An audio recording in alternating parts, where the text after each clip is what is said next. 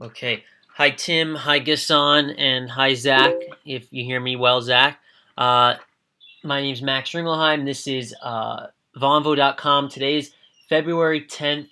I just wanted to run over two quick things before we got started with our discussion on Syria. The first is just so you know, right now this conversation is being recorded. After the recording is complete, I'll be uploading our discussion to YouTube, to our channel.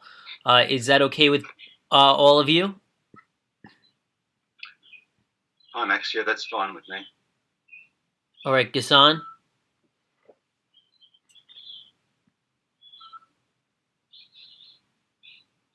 Uh-huh. Okay, Gassan, great. Okay, and then next, just so you know, here at Vonvo, we Yes. want our discussions to be valuable conversations. We don't want there to be any personal attacks against anyone. Are we fine with those ground rules? Sure. Okay, great. Um, so just for any of our people who end up watching this video, Having difficulty with both audio and video. are you not hearing me well, Gassan?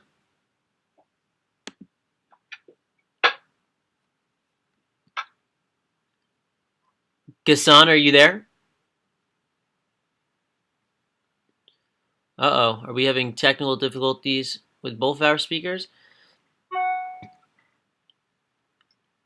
Uh, Gassan, are you there? Do you hear Gassan, Tim? No, I can't hear him. The picture is freezing and the sound is... Yes, I'm having difficulty, Max, with both the audio and the video. The video is freezing, and when it does, the sound also goes away as well. So I have missed the last minute or so.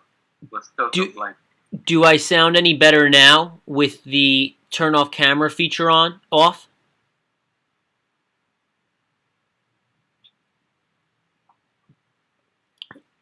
Gassan, do I? A little bit better, yes, a little bit, not 100%. Okay, 1 second. Okay, and how do I sound now? I just raised my volume. It's a bit worse. It's worse. Very good. I'll turn my volume down. Okay. All right. It was a bit loud for me. No problem. So, just to get started, Tim, for any of our viewers who are watching this discussion, would you mind just quickly giving a background of yourself and why you are, why you became or why you are currently, so passionate about this specific topic on Syria? Yes, Max. Well, I'm an academic at the University of Sydney, in Sydney, Australia, and in political economy. I teach and write in development issues, and really my attention was attracted to the conflict in Syria, and I've been studying it for the last years, and I got involved in a group called Hands Off Syria here in Sydney to basically oppose foreign intervention in that country. Okay. And Gassan, I know you've appeared on Vonvo before in the past. Would you mind just giving a very quick background of yourself?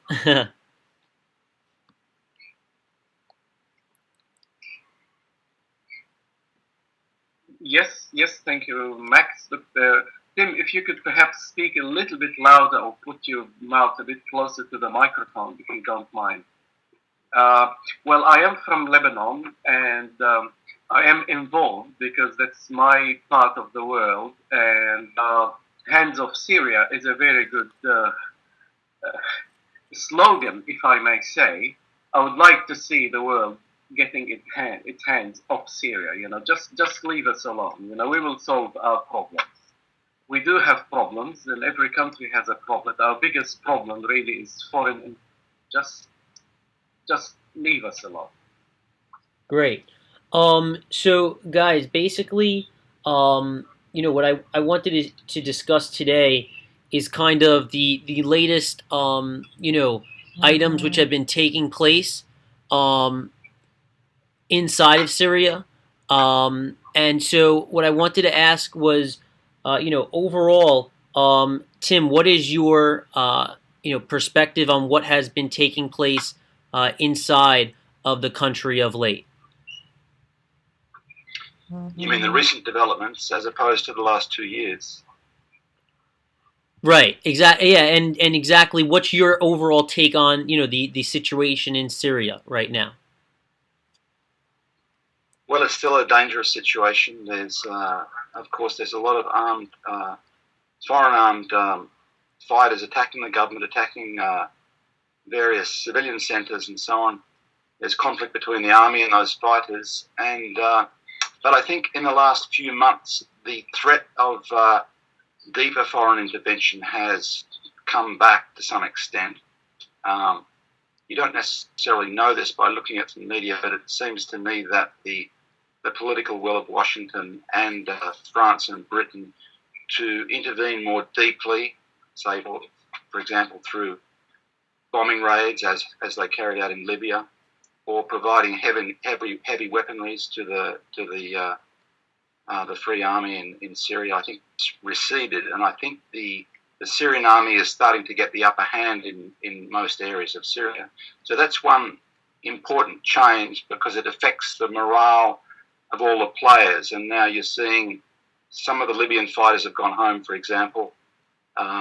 The opposition outside, and that includes opposition that's inside Syria, which has been involved in conferences in Tehran and Geneva. The opposition outside, and that coalition group based in Cairo, there's some serious tensions coming out now to whether they begin direct talks with the Syrian government. So there's some important developments, I think, in the last few months. Okay, great. And I take it, Ghassan, overall, any of the recent developments, do you think that, it's turning into a more hands-on approach inside of Syria? Did you have any comments relating to what Tim had to say that you wanted to immediately, respond to? Well, I believe that Tim is spot on with his assessment. I think that the prospect of this getting bigger is getting smaller and smaller. And I think that the government and the army in Syria are getting the upper hand, albeit slowly. You've got to keep in mind that there are approximately 150,000 militants who are heavily armed that have infiltrated into the country. And it's not like there is a war front as such, because these people, these militants, the terrorists, if I may call them, they can pop up anywhere at any time, very unexpectedly. So to put them under control is going to be a tough battle, but I have no doubt that the Syrian army is getting the upper hand, slowly and gradually. And I think also that the meddlers in this situation, primarily Turkey, because Turkey is a key element in this whole war situation, because it is mainly through Turkey that most of the militants and weapons are smuggled into Syria. And I think that Turkey is having second thoughts about whether or not it wants to get this situation bigger. I think that the plan for the meddlers was to get it over and done with rather quickly. But the survival of the government, and I wouldn't say Bashar, because it's not about Bashar, unlike what most people think. It's about the legitimacy. The survival of legitimacy in Syria has taken all of those meddlers by surprise, and now they have no idea which way to turn. And I would not be surprised if slowly and gradually we see more of those meddlers just walking away, not knowing what to do. Right. Tim, anything which Ghassan mentioned that you wanted to respond to? Otherwise, I can go into some questions that I have.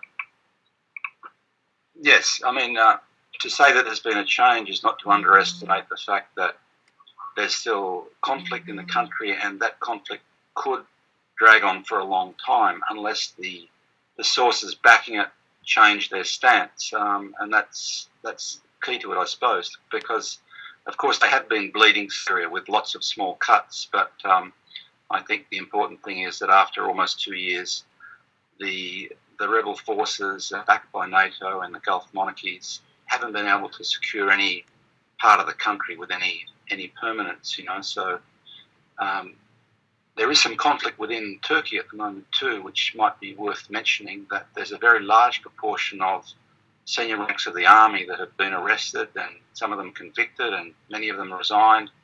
And I'm not sure to what extent that's linked into this, but it's a very unpopular conflict from Turkey's point of view on all of the issues that it's created on the border.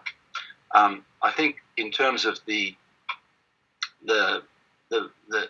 outside powers involved, it's worth keeping an eye on the talks going on. It's worth noting that Al-Khattab, the leader of the coalition that was appointed in Doha a couple of months ago, made his change of stance after visiting Russia, talking to the Russians, and that created some conflict within the coalition.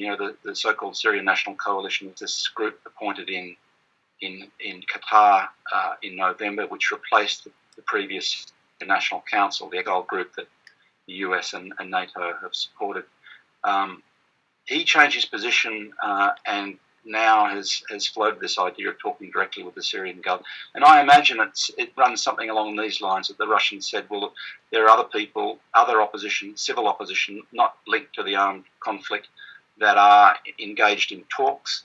And if you don't get involved, you're going to be left out, basically. Because there is a schedule in Syria. There's the presidential elections are planned for 16 months down the track. Now, the conflict's been almost 2 years. 16 months doesn't look that far in this context. It seems quite likely that will stay on track. It may be adjusted after the talks that they're having at the moment, but there is I suggest, a sort of a jockeying for position amongst the opposition, both internal and external, to get involved in whatever comes out of this reform process. And the Cairo-based group doesn't want to be left, or a lot of them don't want to be left out. Right. Ghassan, I wanted to ask you, in terms of like Russia. We had a speaker on the other day who talked about how there are a bunch of different Iranian and Russian soldiers who are coming into Syria and fighting for the Assad regime. Is that from what you know, is that true, and is that something that you would strongly say needs to come to a halt? Well, I can't say that I know or I don't know, but the point is that I don't believe that Syria is short on soldiers. Yes, it does need Iranian support. It does need Russian support in terms of technical military know-how, supplies. I'm not sure whether it really actually is people on the ground as such. There is enough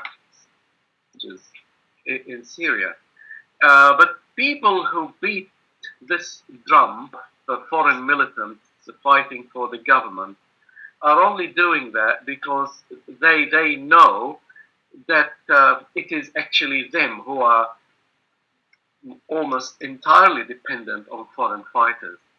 So they are trying to say that it's not only us using foreign fighters, well, so is government.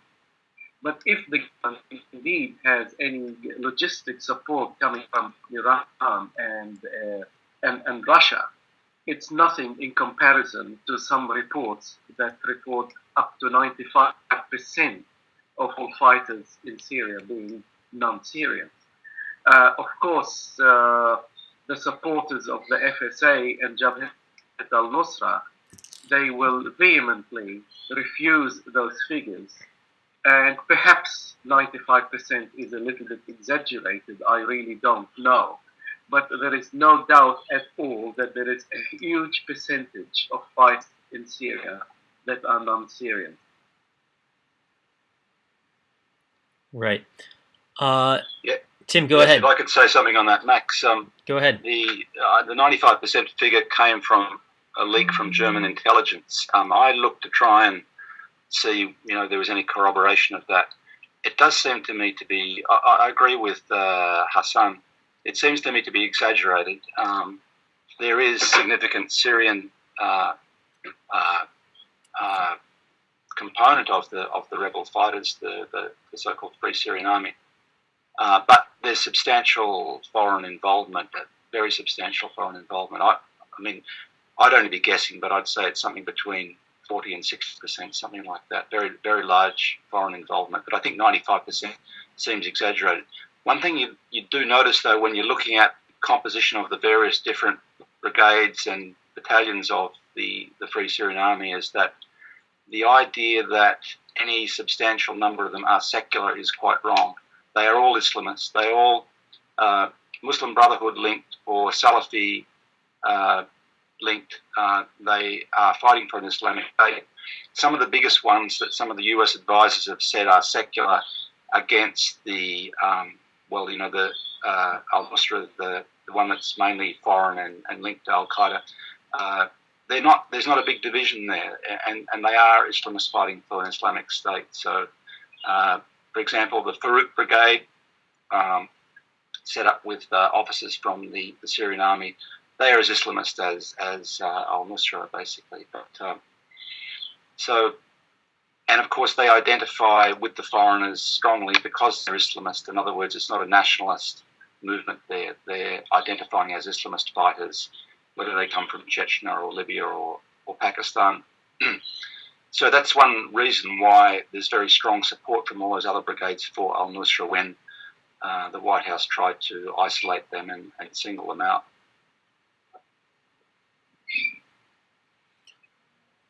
Okay. Ghassan, did you have anything to say? Otherwise, I was going to ask you guys a quick question that had come to my head. No, I fully agree with Tim with what he had to say. Absolutely. Okay, so what I was going to ask is, I think it was earlier this week. You had the Egyptian president Morsi and Ahmadinejad in Iran meeting with one another. And my question is, ultimately, what sort of talks do you think those two are having relative, to the situation going on in Syria? You'd want to think that both have pretty, are pretty important stakeholders regarding Syria. And, do you have any, thoughts on what actually, would be going on with those two countries and in their relationship with what's going on with Syria? Do you want me to go first or Tim? Yeah, go ahead, Ghassan. I did not attend meetings, as you know, but there was another meeting, also a trial meeting, as I understand, between Ahmadinejad, Morsi, and Gül, the president of Turkey.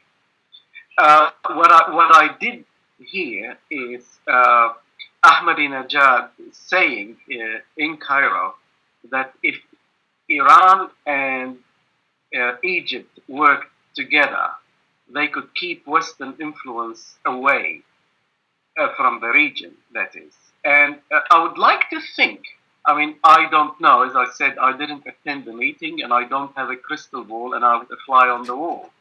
But I would like to think that Ahmadinejad is trying to create some kind of a regional rationality, if I can put it this way, because Egypt at this stage is trying to define itself, and being an Islamist state, it feels that it needs to do something that is Islamic, and at the same time, it's very short on cash. So the Qatari and the Saudi money are very good lubricants.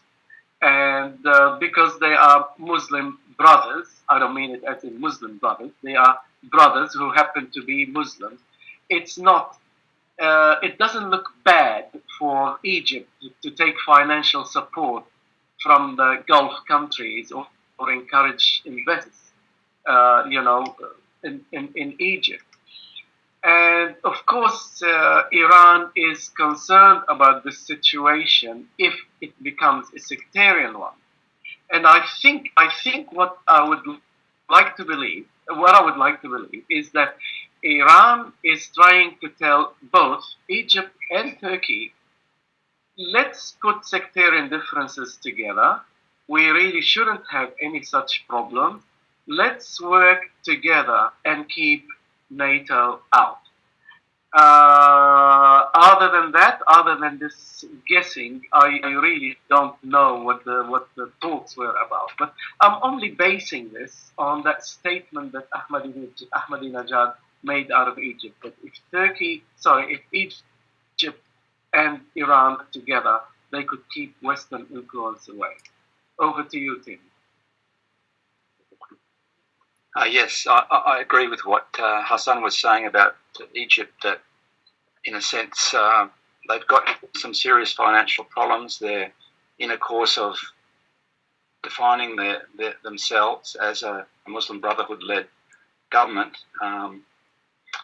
But there's no doubt that Iran strategically is headed to an anti-imperial position there, given the level of threat that's been against Iran for a very long time. And that flows on to their relationship to Syria. Morsi has also got developed significant dependence as a result of these financial needs. Of course, one of the first things he did when he came to office was go to the Gulf and start getting some assistance from Qatar and Saudi Arabia.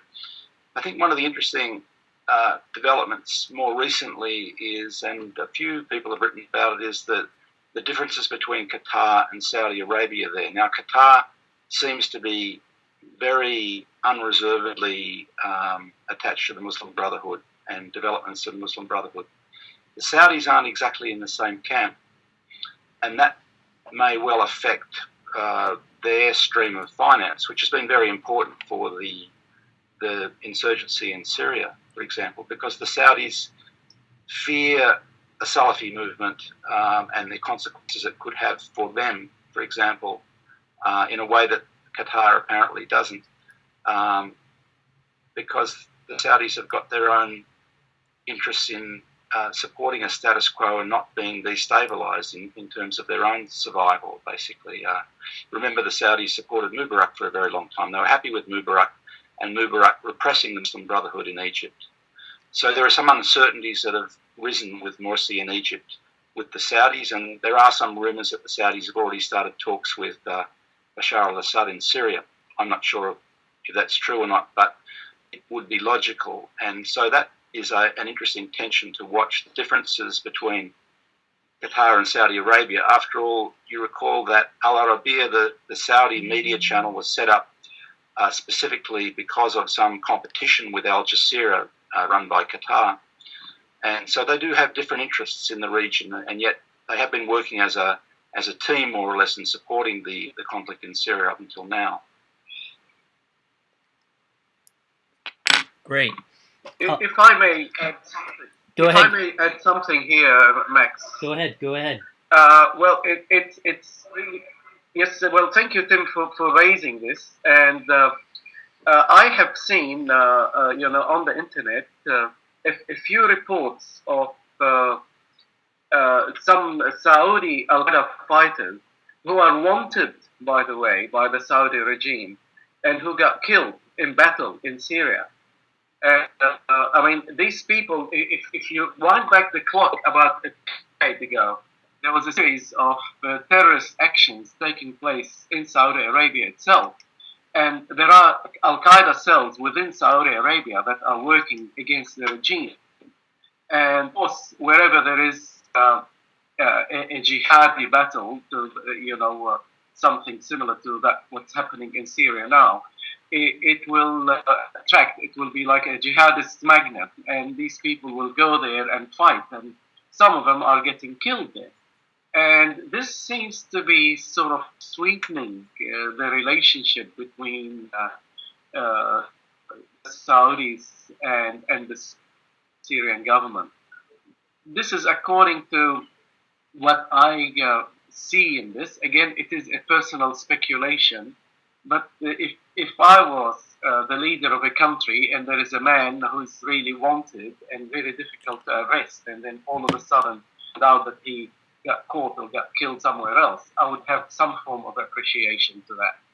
And whether or not this is alone a factor that's bringing the Saudis and the Syrians together, but it's definitely one of them.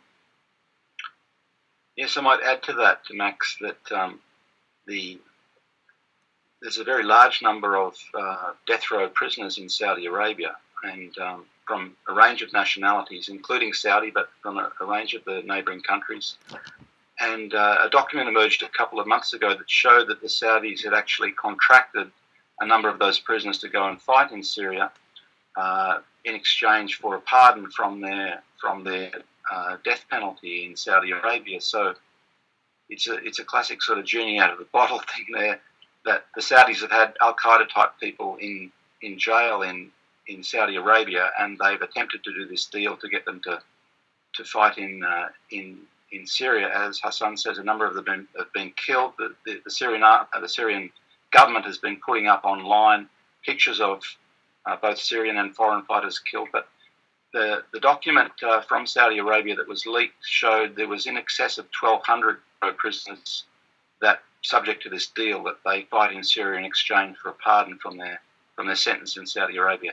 Now, whether that has some blowback potential for Saudi Arabia, whether they're creating a problem that now they're worried about, I'm not sure, but I think they're nervous in Saudi Arabia about the changes going through the region, because, of course, the most flimsy of all of the regimes in the region in terms of any sort of democracy are precisely Saudi Arabia and Qatar. Correct. And so, Ghassan, anything? If I may add something. Yeah. Go ahead and add. Yeah. Yes. Yes, I have read those reports as well, Tim, and thank you for bringing them up. And it all goes back here, I think, to where we started from. That the longer this war goes on in Syria, the more it is going to leave the people behind it, the orchestrators, the meddlers, as I referred to them earlier, more and more confused and less prepared the next step, because they were hoping for a very, very swift war and a very quick takeover. Now, this didn't happen. And no country in the region is immune and can say with certainty that if this goes on longer, it's not going to affect my home turf, because it can. Let's hope it doesn't. Let's hope it ends very, very quickly. But Turkey, Saudi Arabia, Qatar, Bahrain, of course we all know about Bahrain. None of those countries are immune to those troubles going to their homeland. So now, the way I see it, they know what to do next. I'm not saying that they have decided to pull out. They are simply in a quandary. They have no idea what to do next. Right. And so, I guess then what I would next ask is, so ultimately, where do you think, you hear about all the horrible things which are going on inside the country, some caused by pro-Assad regime people, some caused by rebels, Syrian rebels or outside forces rebels. What is it going to take, do you think, to get, the Assad regime, to remove itself from power? Do you see them literally just going down until the death of Assad? Do you think that is there anything that can occur that can make this a lot more of a clearer picture than it is right now? Ghassan, we've spoken a bunch of times, and it continues to just be it seems to only get more gray the picture. So what sort of things can happen to make this picture be a little bit clearer? What sort of steps can be taken? Well, the answer to this depends on who you're asking the question to, no doubt. It's very clear that the ultimate trophy that the militants in Syria are looking is personally is a personal one. That they're after Bashar himself, and look. Even if, God forbid, they do get him, even if they manage to assassinate him, which is very, very highly unlikely. As I said many times before, it's not going to change, my view, it's not going to change the course of the battle, because this is not about him. In Libya, the revolution was about Gaddafi. It was a personal fight, a personal vendetta. Well, at least this is what has transpired. And I don't believe that the support that Gaddafi had in Libya is anything similar to that Bashar has in Syria. In Egypt, it was also a personal vendetta. It was, remove, what's his name, Mubarak from the chair, and everything is fine. In Syria, it has gone much, much deeper than that. If anything, Bashar has become the symbol of his country's resolve and resignation to fight this battle till the end.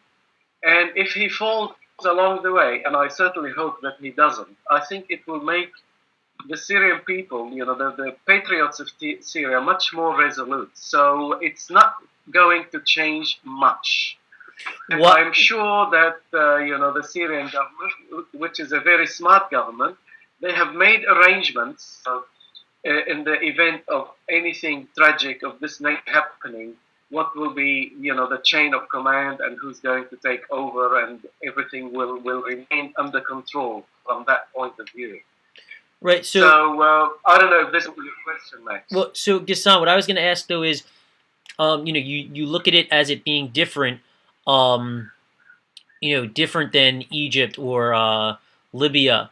I mean, are you also saying though that there are definitely plenty of people that felt like they were suffering under the Assad regime before 2 years ago, and you would say that those people are definitely considering this a revolution against Assad? And do you think those people have any sort of argument where like they felt like they were being persecuted improperly for years now? And do you see where they're coming from, those people who believe they're revolutionists right now? I don't quite understand you really. Could you perhaps make it a little bit clearer?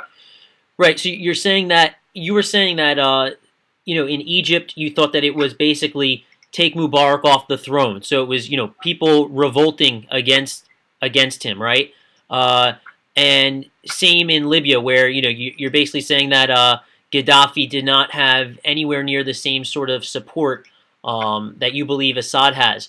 But do you think that there are obviously people who are totally anti-Assad, and do you think that those people have an argument to be made that they were being persecuted before 2 years ago, and therefore have a right to consider themselves revolutionists and are trying to take Assad off the throne? I mean, is there a comparison to be made, even if you don't agree with it? Look, it is a little bit clearer. Your question is a little bit clearer, but let me put it this way. It's ironic that the people who are against Assad expect him to have 100% support of all of his people, and yet at the same time, those people voting Western-style democracy. This is really extremely, extremely ironic. Let's not forget that George W. Bush won his first term in office by a couple of hundred votes in Florida. In other words, perhaps 50.001% of American people supported him. So to say that or expect Bashar to have the full support of people is totally, totally unfathomable. This does not happen in any place, in any situation. And if certain people know they are a minority, that's the other contradiction of terms here. If people know that they are a minority and they are against the government, and they are also trying to promote democracy, they have to understand that being a minority means that you have to accept the terms of the majority. And to say that there is no personal freedom, in Syria before the revolt, is a huge understatement. The only things that were absolute no-nos, where the red lines were the kind of propaganda, the kind of political activity that would lead to events similar to the ones that we are seeing today. And any government where it knows that there is a potential fire there, where there's fire lurking underneath and doesn't do anything about it, is not a responsible government. So the only kind of people who were clamped on, if I can put it this way, were the Muslim Brotherhood, because it was very clear that ever since the events in Hama of 1982, when they were clamped down by the father, Hafiz al-Assad, those people were preparing for something a lot bigger. And if anything, after seeing what's happening today, I would like to see people agreeing with me that Bashar did not clamp down on those militants strongly enough. Because if he had, they wouldn't have had a chance to create this massive tragedy that we are seeing today. Right, go ahead, Tim. Max, I might comment on that. Yeah, go ahead. Just a somewhat different perspective to Hassan. I agree with him that the Bashar is not really the issue in Syria. It's really the Syrian nation that's the issue. But the Western media and the rebels, to a fair degree, constantly put in front of people's faces that Bashar is the issue. There is a very strong system in place, a secular state, which is to a fair degree inclusive. It's also been authoritarian, of course, for different reasons, some of which may have been necessary and some of which were probably very unnecessary. I mean, Hassan's obviously right about the authoritarian nature was directed at repressing the Muslim Brotherhood and as a result of earlier uprisings and so on. But in my experience, as someone from outside the region and looking at the support for Bashar now, for example, we had a rally in Sydney yesterday, which was attended by about 500 people, and you've got a group of people who are extremely attached to Bashar al-Assad as their president and very effusive and emotional about support for him from certain sectors of Syrian community. Then you've got others that support Bashar because they understand the system in Syria, that the Ba'ath system in Syria is very powerful in support of minorities and in support of a secular state, that is to say, where you don't have an Islamic authority which is repressive in many ways, not least against women. So, in other words, there are people who are less enthusiastic about Bashar and think he could have done more. It's true what Hassan says. Some feel that he should have clamped down more on the Muslim Brotherhood in Syria, but you've got others that feel that he failed to pursue a reform agenda that he promised as quickly as he could. But come to this conflict 2 years ago, and over the last 2 years, I think there's been, from what I've seen, a degree of consolidation of support for the government and for Bashar from people who were lukewarm towards him, but they realise now the alternatives are very stark. That is to say, a secular, rather inclusive and secure Syria with the prospect of reform which deals with cronyism and corruption, which is a big complaint. The corruption and cronyism is a major complaint against, the system there. and Bashar had promised to deal with it, and people were disappointed that he hadn't dealt with it. That on the one hand, but that system against the Salafi, essentially a Salafi-led attempt at a revolution, which has now showed itself to have very weak popular support.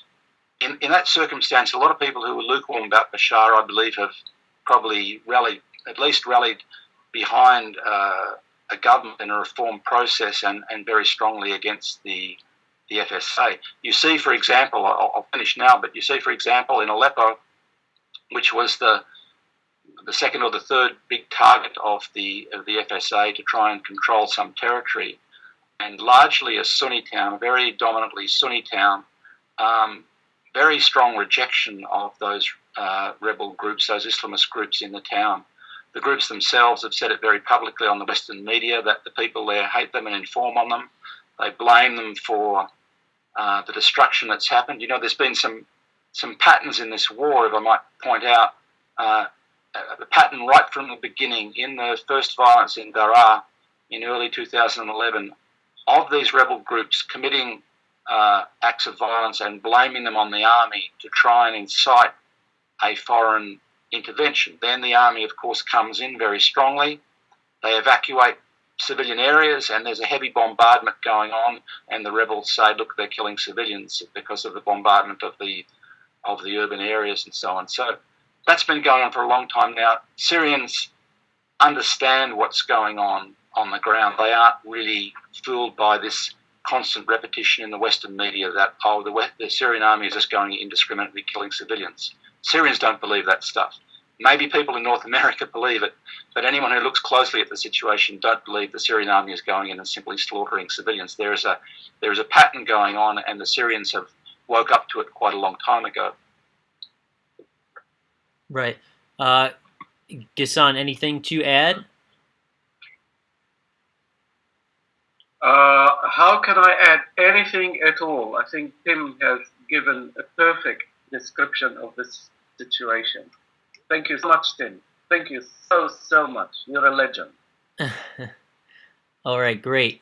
So guys, I mean, any important,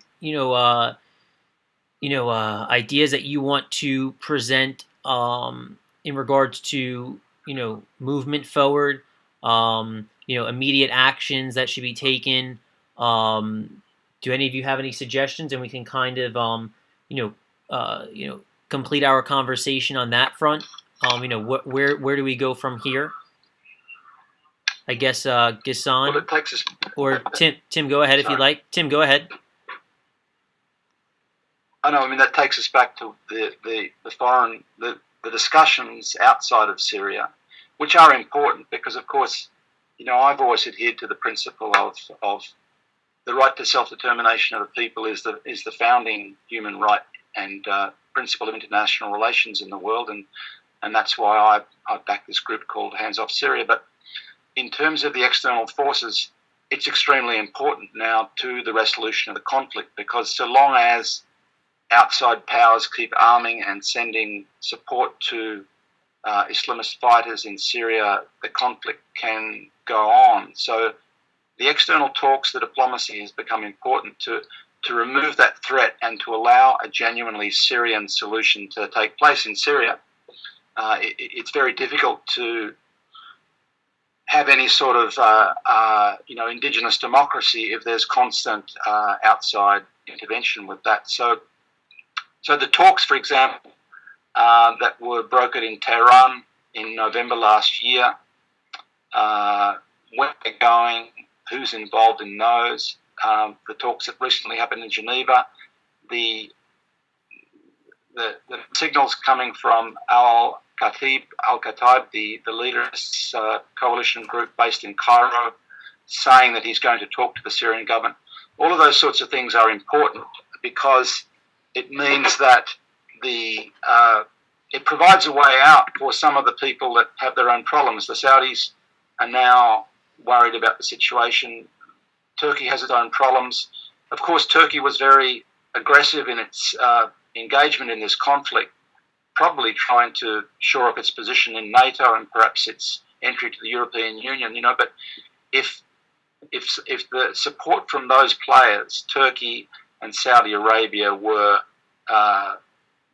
changed in some way, it provides a much better climate for a resolution of the conflict. Of course, from the point of view of the big powers, the US and Britain and France, that have committed themselves to this idea of, get rid of Assad and so on, it may be that they want to spin it in their own way, but really a proper resolution of the conflict does require for some of those big powers to reconcile themselves to the process that Bashar has been leading very slowly at first, but now there were 2 elections last year for a new constitution, a new assembly. I mean, it's not widely reported in the Western media that the Ba'ath Party is now reduced to 60% of the seats in the parliament. They've had a coalition government there for the last year. They promised further engagement with parties provided they put down arms. There is a genuinely competitive presidential election scheduled for June 2014. So internal players engaging in that process, external players recognising that process is going to be very important for the future, I think. Right, and Ghassan, go ahead. Look, I again agree with Tim 100%, and I would like to add something here. Again, further to a comment that Tim made earlier, which I have said also before in previous interviews, that one of Bashar's biggest faults, perhaps, was not to implement reform quickly enough, and especially reform on matters such as corruption and cronyism. That said, any kind of resolution to this conflict should mean definitely, it should rather exclude the jihadi militants, because you cannot compromise with those people. When you're having any kind of a compromise, you cannot compromise with the Islamists. That group totally out of the equation. Now, how do you get them out of the equation? Unfortunately, I cannot see any resolution other than a military one. Or, alternatively, if the bloodline of support to those groups stops, then have to leave the country and go somewhere else. The other thing is that even though reforms have started, in fact, reforms in the later years of Hafiz Assad's presidency, before he died, he started to ease off things like, sanctions on imports and stuff like that. But of course, a lot of these things have been, speeded up after Bashar took office. But probably the tracking that he's done was not quick enough to please a lot of people. So what I'm trying to say here is that once a reconciliation forum is going to be put together, there has to be some kind of concession on part of the government to fast-track reform. Because people who are against Assad, they have to feel that they have achieved something out of all of this. And there has to be a major change, really, in as far as this clamping down on cronyism and corruption is concerned, which will benefit everyone. But to say that a conference should be held, which will be all-inclusive of all warring factions in Syria at the moment, this, in my view, is totally out of question, because, as I said at the outset, to compromise with jihadi militants who will not stop short of achieving and putting in office a Sharia-based government, there's absolutely no way that you can have this kind of a discussion. So if there are, in fact, secular groups within the opposition, yes, you can have a discussion with them. And yes, Syria needs reform. It needs a lot of it, like countries do. And if anything comes good out of this tragedy, well, I think that will really benefit everyone. And Ghassan, just last question for each of you. Do you honestly think that if Assad stayed in power, he is the person to make those reforms? Do you think there's any chance that he could still even have the credibility to do so? To both of you guys. Well, I'll let him go Max. first. Go ahead, Tim. Max, I think the U.S. Media doesn't like the idea, but I think from what we've seen in the last 2 years, it's quite likely that Bashar al-Assad will go through to the presidential elections of next year, and indeed probably be a candidate in the presidential elections of next year.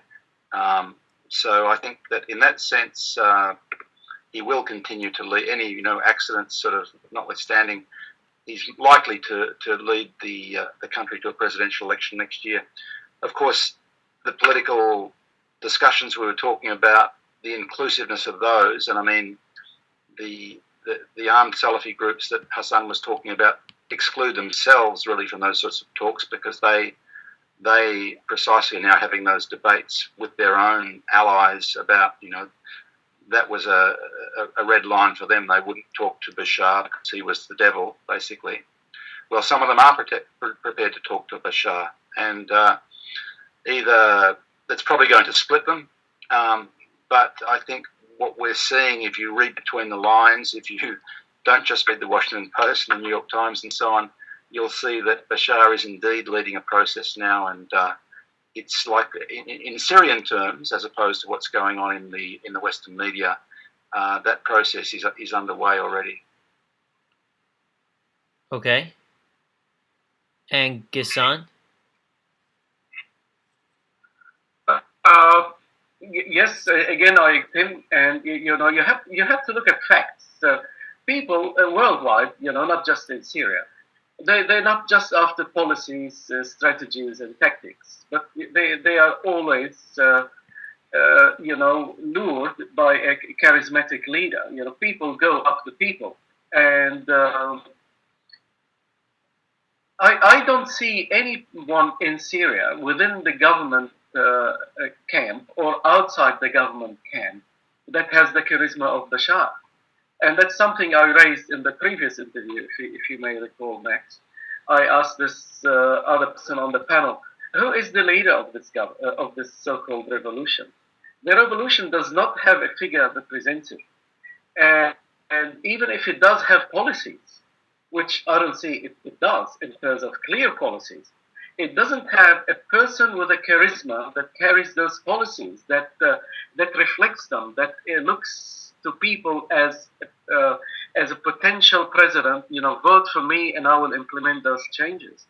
So honestly, I cannot see anyone winning the next elections other than Bashar.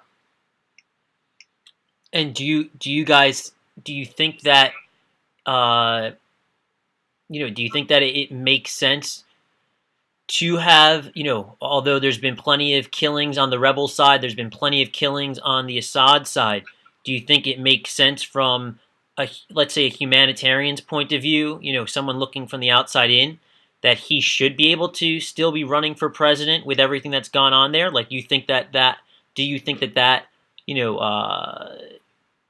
that's right, Tim? Well, Max, your question is really a moral question in terms of the perceptions of people outside Syria.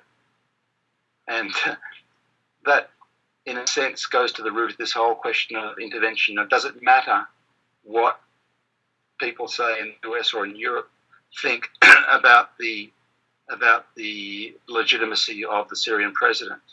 That's the root of the problem, in a sense. The legitimacy of the Syrian president is something to do with what the Syrian people think. Now, not just the rebels, but the media in the countries that have been fomenting war on Syria, say my own country, Australia, the US, Britain, France in particular, they have demonized Bashar to say he has no credibility.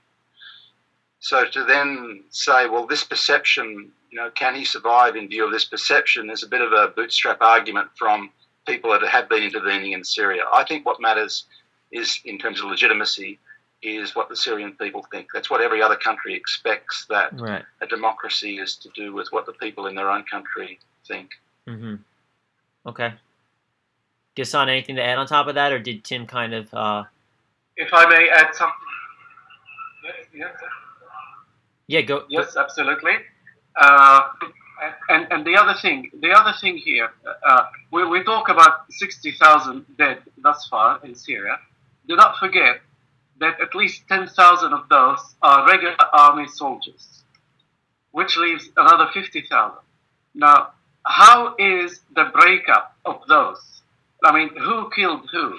Do we really know how many of those civilians were truly killed by, accidentally? Look, to start with, I have no doubt at all that the Syrian army did deliberately engage in killing civilians, deliberately. If any civilians were killed by army forces, by army bombs, it would have been, because people are in the wrong time at the wrong place, nothing more. We have seen many evidence of FSA and other groups killing civilians, not the other way around. And all of these massacres and things that were put on the army were all twisted and shown exactly in the opposite manner. That aside, this point in the discussion here now reminds me of a point that we read 2 weeks ago during the last discussion, that when you have a big revolt, a big uprising in a country, and the president allows bloodshed to continue, does it mean that his legitimacy is reduced, and should he leave office? This question reminds me so much of that man that stood up against all odds and won the integrity and pride for his nation after the war, and his name was Abraham Lincoln, and he stayed in office at the end of the Civil War. Mm-hmm. Okay. Great. I think one thing that war's done is that, and probably this is not being seen much outside of Syria, but Bashar has probably gained credibility within Syria for the resistance that he's led there, and so this is not being factored into the calculations of those actively engaged in the campaign against Syria. But there's probably a significant enhancement of Bashar's position in Syria. Okay, great. So here's what I'm going to say, guys. If you have anything more that you two would like to discuss with one another, I'm more than fine with you. Guys, continuing to use the platform. That's what it's here for. I wanted to thank Tim, your first time Vonvoing. Thank you so much for appearing, and we hope to have you back soon. Ghassan, as always, thank you for continuing to appear and share your thoughts. And guys, I will be in touch soon, and thank you so much for your time. Thanks, Max. Can I say just one more word to Tim, please? Yeah. Thank you so much, Tim, for organizing that march in Sydney yesterday. Thank you so much. On behalf of the patriotic people of Syria, thank you so much. Part of a group, Max. What was that? Most of them were Syrian. I was part of a group, and most of them were Syrian. Oh, all right. Great. All right, so guys, I will speak to you. But thank you. I'll speak to you both soon. Thank you so much.